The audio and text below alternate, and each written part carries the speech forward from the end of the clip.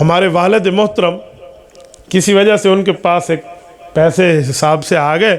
ہمارے ابا جی فرماتے تھے جب تک میں انہیں فلاں مدارس میں فلاں غریب کے گھر فلاں معاملے میں پورے نہیں کروں گا نا مجھے سکون نہیں آئے گا. ہم بچپن میں سوچتے تھے کہ ابا جی نو کی ہو گیا, لوگ کی پیسے سام کے رکھ دینے اپنے کو لوگ, کوئی پیسہ ہمارے پاس اچھا رہے بڑا رہے سنبھال کے رکھتے ہیں لوگ, اور ہمارے ابا جی کہتے ہیں جب تک میں اس کو ختم نہ کروں مجھے سکون نہیں آئے گا. میرے دل میں یہ ایک بات تھی, لیکن ابا سے خوف اور ڈر کی وجہ سے سوال نہ کیا. ایک دن میں حدیث پاک پڑھ رہا تھا, سیاستہ میں حدیث موجود ہے کہ رسالت امام علیہ السلام نے نماز کا سلام پھیرا اور یوں اٹھے, جلدی میں فوراً اٹھے اور اللہ کے رسول صلی اللہ علیہ وسلم گھر تشریف لے گئے. اور کچھ ٹائم کے بعد آئے تو چہرے پر سکون تھا. صحابہ کرام رضی اللہ عنہ اجمعین نے پوچھا کہ یا رسول اللہ کیا ہم پوچھ سکتے ہیں اور آپ ہمیں بتا سکتے ہیں کہ اس کی وجہ کیا ہے؟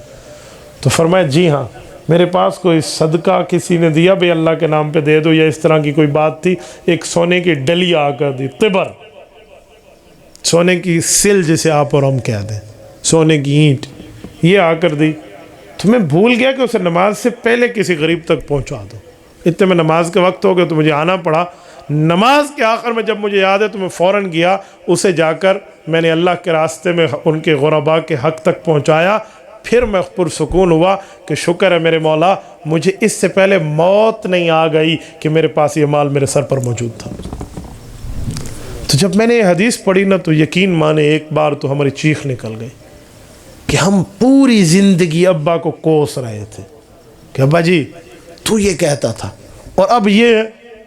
تو بھائیو پھر سمجھ آتے کہ جس کے پاس جتنی زیادہ دنیا ہے اس نے اتنا ہی پریشان رہے.